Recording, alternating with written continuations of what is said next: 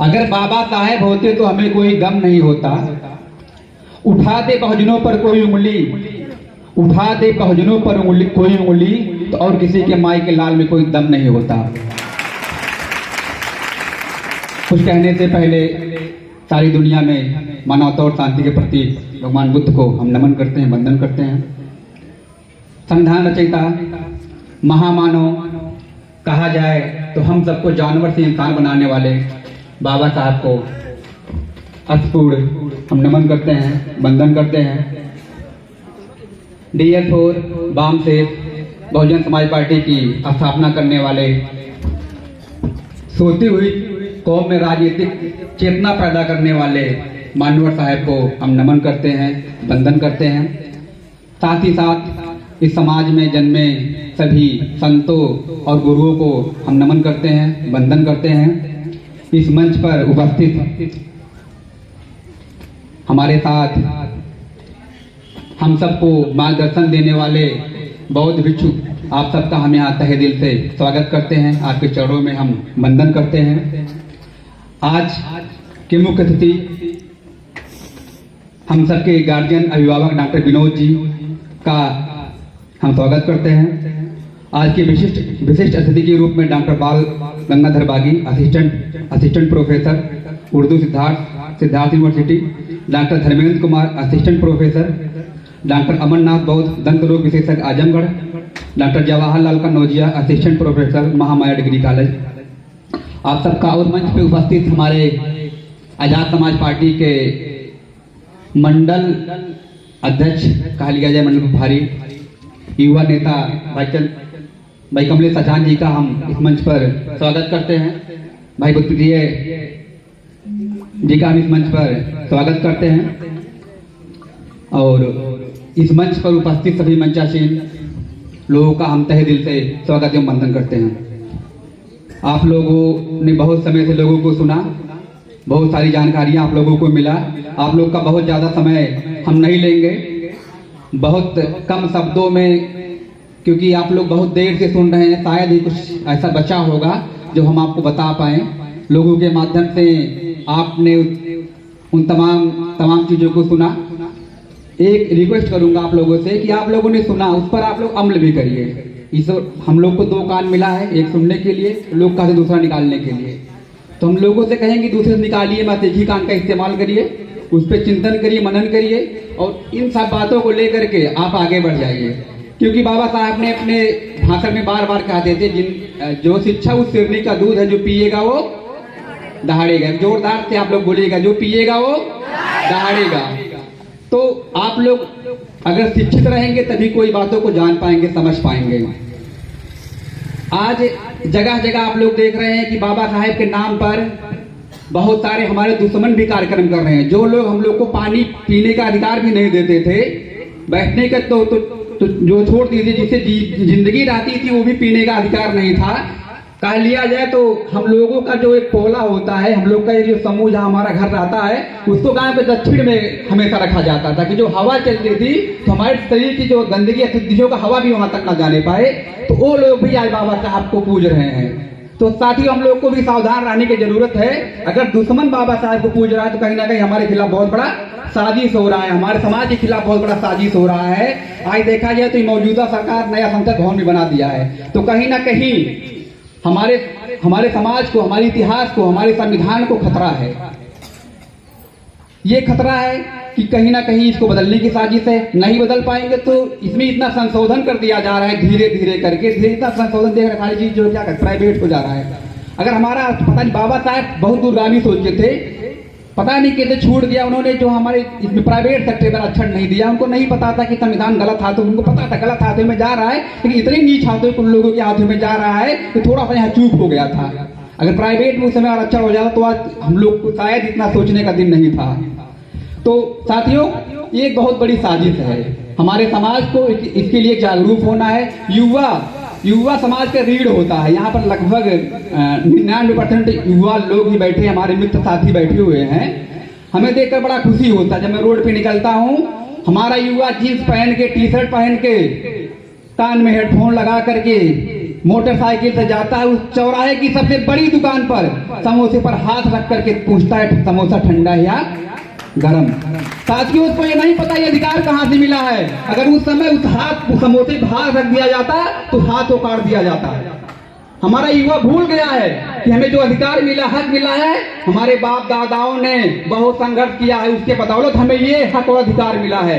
कहीं ना कहीं हमारे बुजुर्ग, पिता बुजुर्ग हैं, उनकी भी एक गलती होगी, मैं गलती ही कहूंगा कि हम जैसे नौजवानों को उन्होंने सिखाया नहीं, समझाया नहीं, उस संघर्ष के बारे में बताया नहीं। मैं साथी बताना चाहूंगा, मैंने सुना है कहानियों में, मैंने उस समय को देखा नहीं है, लेकिन यहाँ पर तमाम पितातुल बुजुर्ग बैठे हैं, हो सके उन्होंने उस समय को भी देखा हो जब हमारे बाप दादा उनके खेतों में काम करते थे, हल चलाते थे, अनाज बोते थे, सिंचाई करते थे, गुड़ाई करते थे, उनके अनाजों को पीट करके उनके जब घर में चला जाता था तो उन्हीं अनाजों को हम लोगों को छूने का अधिकार नहीं हुआ करता था। लेकिन धन्य है बाबा साहब, धन्य है बाबा साहब जिन्होंने जन्म लिया और हम सबको उस गंदगी से, उस नरक से निकाल करके आज अगर मैं यहाँ पर खड़ा होकर के बोल रहा हूँ तो बाबा साहब की देन है। धन्य है बाबा साहब। मैं बाबा साहब को फिर से एक बार नमन करता हूँ, मैं बाबा साहब को फिर से नमन करता हूँ। और आज 6 दिसंबर एक हम लोग के लिए कहा दिया जो काला दिन था, जब बाबा साहब उस समय अपनी अंतिम सांसें लिए थे तो शायद पूरी धरती कांप उठी थी। पूरा मैं तो उस समय था नहीं, लेकिन मैंने देखा, मैंने सुना, मैंने इतिहास को देखा, पूरे देश के लोग एकदम थरथरा उठे थे, कांप उठे थे, हमारा क्या होगा।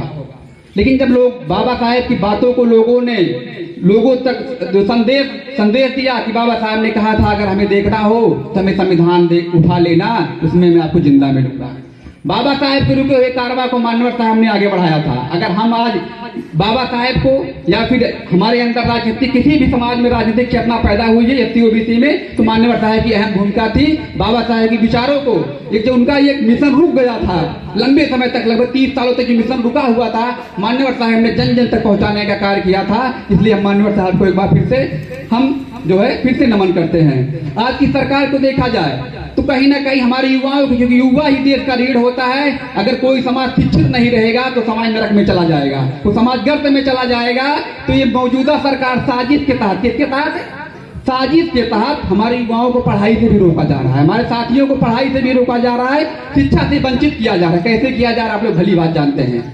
स्कूलों की फीस को महंगा कर दिया जा रहा है, स्कॉलरशिप समय पे नहीं दिया जा रहा है, तमाम छात्र पढ़ाई से वंचित हो जा रहे हैं। ये सरकार की बहुत बड़ी नीति है, ये सरकार की बहुत बड़ी नीति है। अगर ये लोग पढ़ लिए, इनको सरकार को पता है, निकम्मी सरकार को पता है कि अगर ये साथी पढ़ लिए, समाज की एक व्यक्ति ने पढ़ा था तो पूरा विश्व हिला के रख दिया।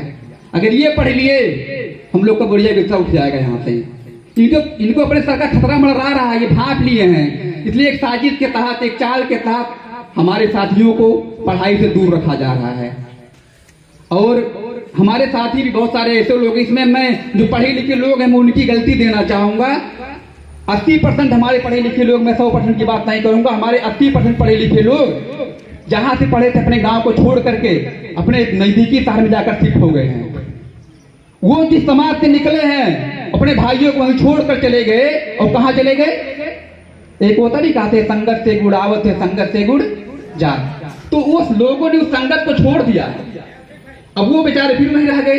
अगर 2-2, 4-4 लोगों को शिक्षित करके समझा बुझा के अगर पढ़ाए होते तो शायद ये स्थिति नहीं जाए होती।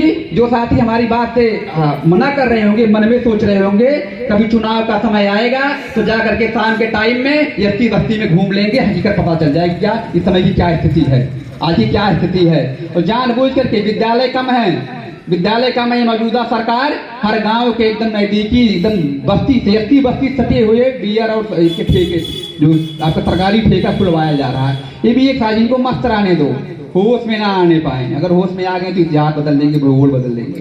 तो एकदम सरकार उनको नरक में डाल देगी। भैया ये बस ये सुबह उठते ही ब्रश करने पहले लेके फिर ब्रश करे, नाश्ता उसी से हो। एकदम हर चौरा में देख रहा हूँ गाँव से सटे हुए इलाकों में सारी व्यवस्थाएं कर दी गई है बस्ती के नजदीक। ये भी कहीं ना कहीं सरकार की एक साजिश है।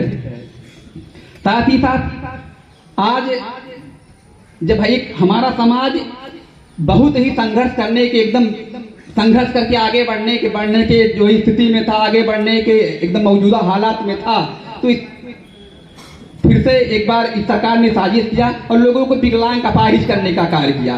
पहले लोग दिल्ली बम्बई जाते थे साथियों, जब कोई शादी विवाह पड़ता था तभी घर पे आते थे और 2-4 दिन में वापस चले जाते थे, क्योंकि उनको पता था हमारे घर में भैया पढ़ रहा है, बेटी पढ़ रही है, बाबू पढ़ रहा है, हमें पैसा कमाना है।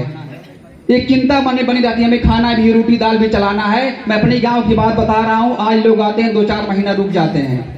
कोई दिल्ली बम्बई से आता है तो 2-4 महीना रुक जाते हैं, पूछे भैया कहाँ है आप, पहले आते थे जल्दी चले, क्या कर मिल रहा, अब कोई समस्या तो नहीं, खाने के लिए मिल रहा है।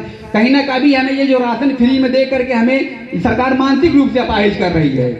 हमें खाने को मिल जाएगा तो अधिक कहते ना भैया पेट का सवाल है, पेट के लिए मर रहे हैं, पेट भर जा रहा है तो हमें जाने की क्या जरूरत है। कहीं ना कहीं ये मानसिक रूप से गुलाम बनाया जा रहा है। जब हम मानसिक रूप से गुलाम हो जाएंगे, अपाहिज हो जाएंगे, तो हमारे संघर्ष करने की जो शक्ति है वो कमजोर हो जाएगी। तो फिर से जिसको पढ़ करके मेरी रूह कांप जाती है, उसी समय को लोग फिर से लाना चाहते हैं।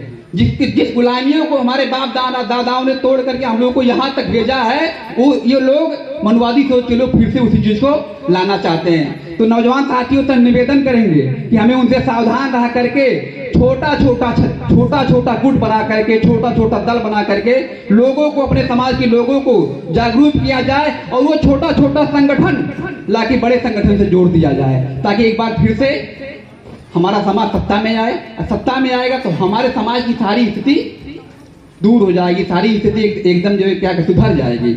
तो बहुत समय ना लेते हुए चंद लाइनों के माध्यम से अपनी बातें को हम समाप्त करेंगे, क्योंकि बहुत सारे वक्तागण मौजूद हैं, तो हम उनको भी सुने हैं, फिर से भी हम जो सुनेंगे।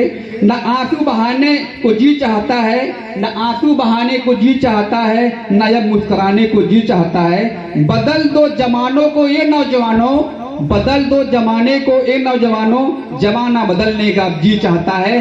जय भीम साथियों, जय भीम, जय भारत, जय संविधान।